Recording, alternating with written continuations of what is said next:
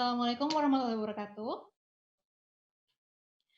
Nah, pada hari ini, terima kasih, kepada MUC Team MUC Talks sudah memberikan saya kesempatan hari ini untuk sharing sedikit mengenai topik hari ini cukup personal untuk saya.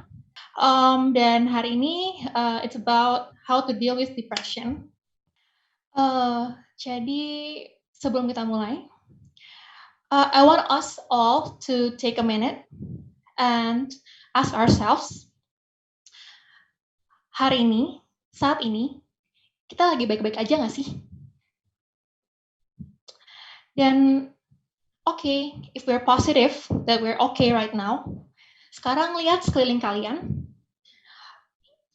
orang-orang terdekat, keluarga, sahabat, apakah mereka baik-baik aja saat ini? Dan sebenarnya gimana sih cara kita tahu tuh teman-teman kita, sahabat kita, keluarga kita, dan bahkan diri kita sendiri tuh baik-baik aja atau enggak? So, this is a personal topic, dan it's berangkat dari personal experience juga, di mana saya pernah di posisi sebagai sahabat dan dipertemukan oleh salah satu sahabat saya yang pada saat itu mengalami depresi, dan pada saat itu juga saya dan teman saya tidak tahu bahwa dia mengalami depresi karena mungkin ketidaktahuan kita dan ketidaktahuan itu yang membahayakan sih sebenarnya, yang fatal. Jadi pada saat itu seperti biasa teman saya bercerita tentang daily activities dia, tentang masalah-masalah dia, tentang apa yang ada di pikiran dia, yang dia rasakan. Dan saya ingat sekali tanggapan-tanggapan saya sih ke teman saya ini. Tanggapan saya, dan ini yang saya masih sesali hingga saat ini, karena ketidaktahuan saya tentang bagaimana sih cara menghadapi teman-teman atau saudara kita yang memiliki depresi atau cenderung memiliki depresi. Dan seperti ini, saya mengatakan kepada dia, lo lebay, lo lemah, lo pasti lebih kuat daripada ini, lo bisa. Lo terlalu banyak mikir, lo nggak mikirin keluarga lo dan teman-teman lo, apa yang mereka pikirin, apa yang mereka rasain. Yang lo lakuin itu salah. Dan harusnya lo nggak kayak gini.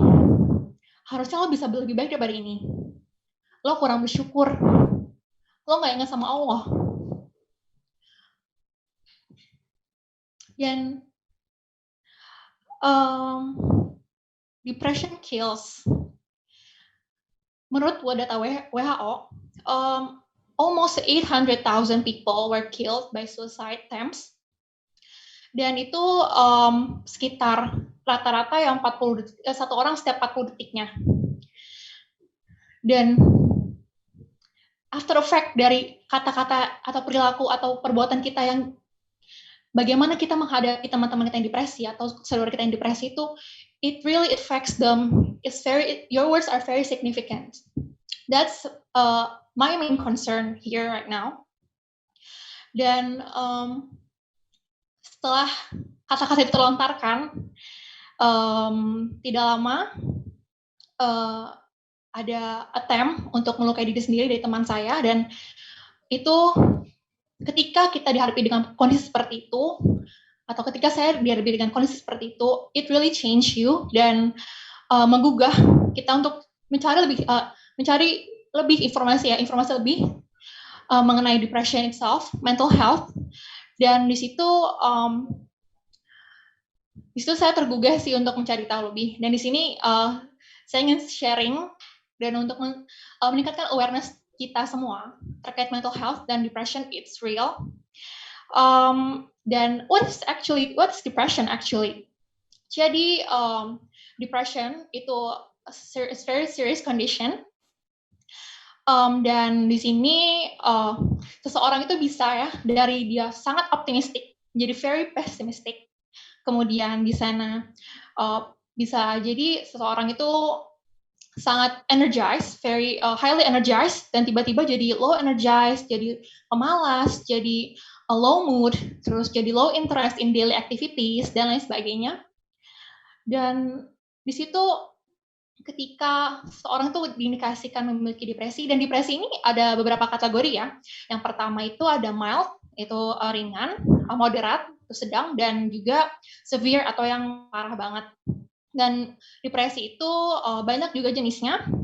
Mungkin teman-teman pernah dengar ada bipolar, unipolar, major depression, dan lain sebagainya, prenatal, yang mungkin untuk ibu-ibu yang lagi hamil, dan juga postnatal yang habis melahirkan. Nah, mungkin kita nggak akan ke sana karena banyak banget ya jenis-jenis depression, dan karena saya bukan ahli, jadi kita akan skip.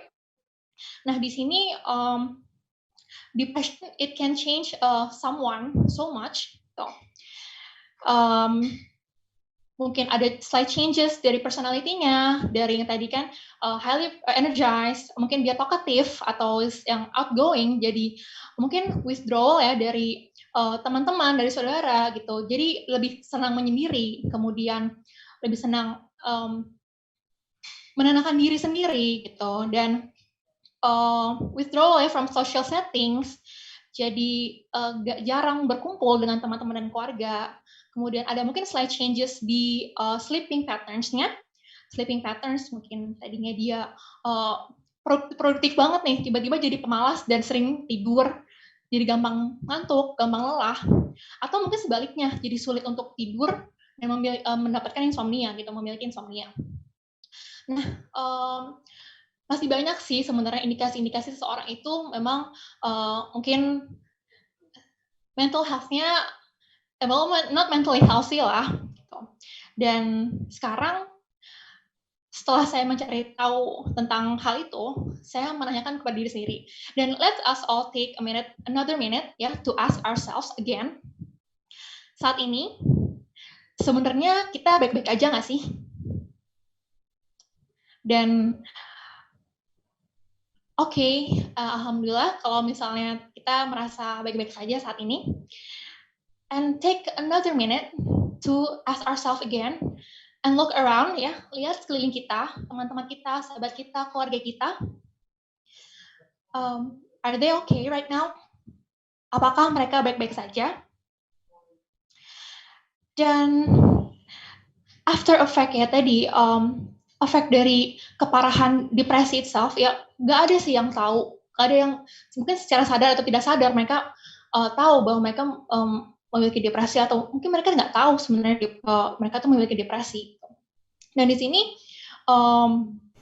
mungkin teman-teman juga sudah sering mendengar terkait topik ini, mungkin teman-teman juga tidak familiar gitu kan. Depresi ini at the worst case itu bisa menghantarkan seseorang ini yang memiliki depresi itu sampai sejauh mereka bisa melukai diri sendiri, ya, even suicide attempts seperti tadi saya sudah jelaskan. Dan di sini tentunya ada pendekatan tertentu ya untuk bagaimana menghadapi saudara-saudara kita atau keluarga kita dan teman-teman kita yang memiliki depresi. Karena pada dasarnya kita aja berkomunikasi dengan teman-teman kita yang mentally healthy aja itu butuh pendekatan tertentu. Nah, di mana ketika kita menghadapi teman-teman atau saudara kita yang memiliki depresi. Dan di sini do's and don'ts-nya dalam menghadapi rekan atau keluarga kita yang depresi itu, yang pertama itu assertive communication.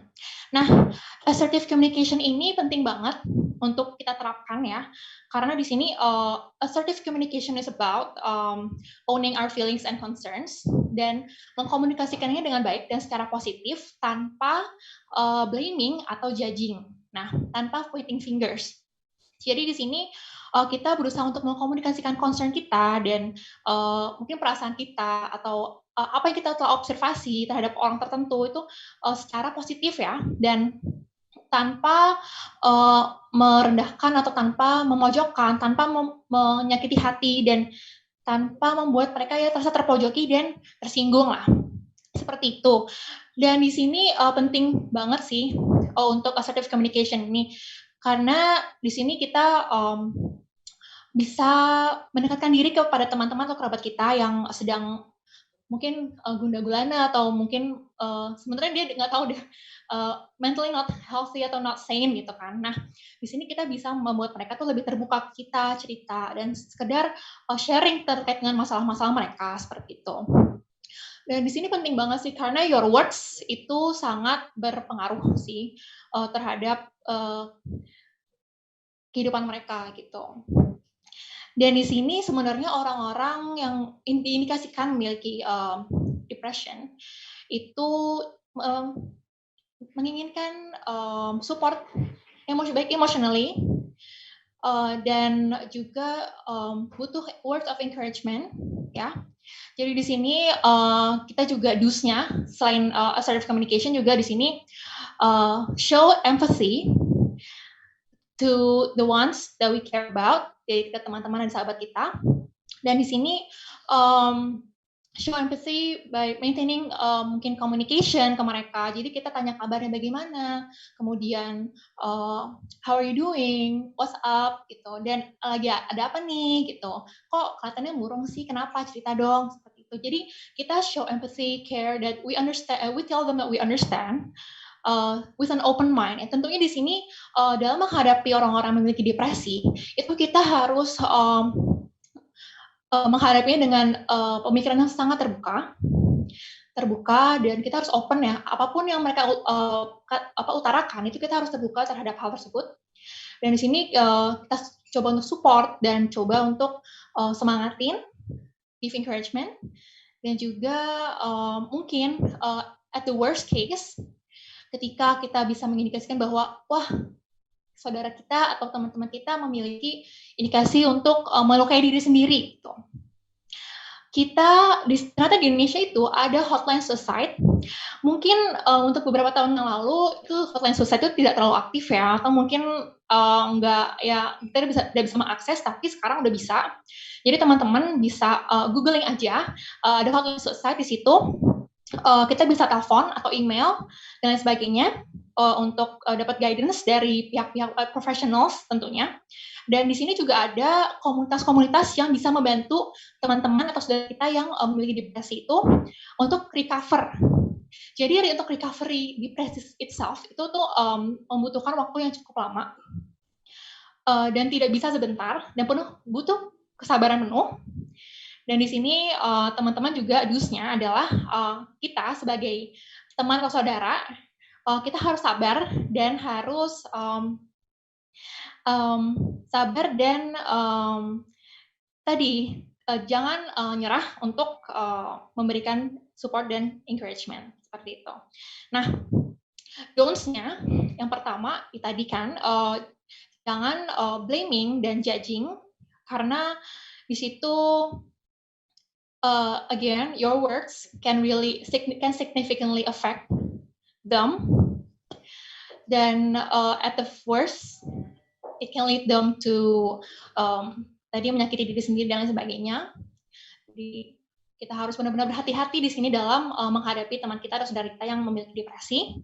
Kemudian don'ts-nya yaitu don't give up dan jangan pernah berpikir bahwa kita sendiri bisa fix their depression karena tadi depression itu sulit untuk di recover ya, dan makanya itu banyak komunitas-komunitas dan hotline juga yang bisa membantu kita dalam menghadapi teman-teman saudara kita yang memiliki depresi. Dan di sini sekian dari saya. Ya, semoga materi sharing ini bermanfaat ya untuk teman-teman semua dan semoga kita by spreading words kita bisa meningkatkan awareness kita, kepekaan kita, dan kita bisa lebih caring dan lebih compassionate to others dan juga lebih sayang sama diri sendiri juga dan lebih aware juga sama diri sendiri sih, karena nggak cuman kita nggak look out for others only ya, tapi kita juga harus memperhatikan diri sendiri juga. Oke, sekian dari saya. Wassalamualaikum warahmatullahi wabarakatuh.